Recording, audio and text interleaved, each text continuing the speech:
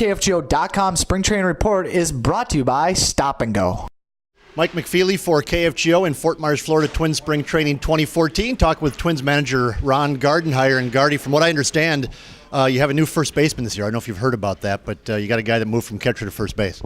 Yeah, I think he's liking it too. I think not squatting, not doing all these bullpens, not taking foul tips, not having to block balls in the dirt.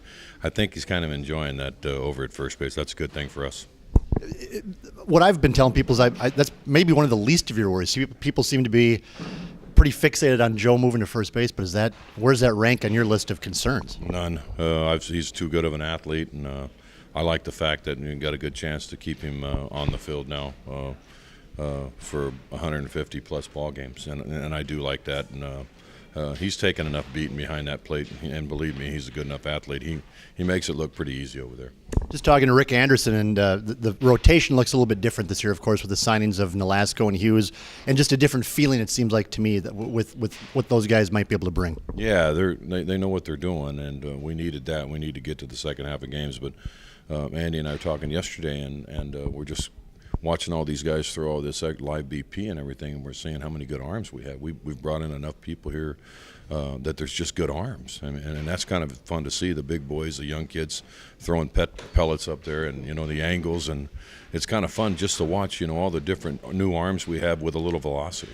All these guys are so big, and I'm not a big guy, but I talked to Pelfrey yesterday, I talked to Gibson yesterday, I talked to Meyer yesterday, and they're all huge. It's like they're a front line of an NBA team. Is that different from the days when you were playing in the big leagues or in organized ball, or has it always been that way? And have I just not noticed that pitchers are huge? Well, I mean, you look back, I remember when I first broke in, the Montreal Expos I thought every one of their pitchers were like 6'10". Okay. And back also when we were playing the Minnesota Twins in like instructional leagues and stuff with those powder blue uniforms, I thought every one of their players were 6'5" and above, and I thought they only drafted that way. So it's gone in cycles, but right now we have a bunch of really big pitchers, and it's kind of fun to see all the angles on the velocity, like I said. When it comes to the young guys, Buxton, Sano, that's the other stories that fans want to know about out of spring training. I know it's incredibly early, but Sano's been taking some BP and hitting it 8 million miles out of the stadium here, and Buxton has looked good from what I've been able to discern with my amateur eye. What do you see out of those kids so far? Well, just like you said, Sano and a guy like Vargas, they're two really big kids. And when they step in there for batting practice, the ball is definitely flying a long ways, along with Arcia. He's hitting them a long way. So that's kind of neat to see. The crazy thing about Buxton, he kind of just blends in with everybody. He's not this big, huge kid or anything, but all of a sudden you see him all take off running, and he goes flying across there, or you see a ball jump off a bat, and it looks like a little infielder up there, and you realize this kid is unbelievable. I mean, he's got some snap in the bat, and he blends in nicely until the game gets going, and then he shines. Sano and Buxton seem to have different personalities. I've talked to each of them, and Sano is very confident and talked about hitting 35 homers and 100 RBIs this year. Buxton seems like a very shy, quiet kid. Does that play into development of a player, their personality? That's a great thing about the game, is you get all these different personalities and how they go about the game, and you know what, Bucks has always been that way from the first time we drafted him. He came up there to Minnesota. He was taking BP with Morney and Maurer, and he was quiet, and and you could just tell that's his makeup.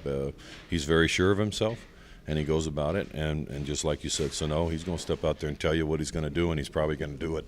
How many spots open do you have defensively? When you look around, there's a lot of talk about the pitching staff, but there's some questions I think to answer in terms of defensively in the lineup as well. Yeah, we've got spots out there, and we've said all along, you got to figure out position-wise, you got to figure out center field, you got to figure out the outfield all the way around, who's going to DH and and all that stuff. In the infield, we got a little bit of setback here with Foreman.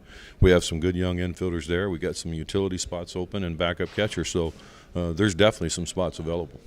Gardy, thank you. Appreciate it. Well, thanks for having me, Mike. I appreciate it.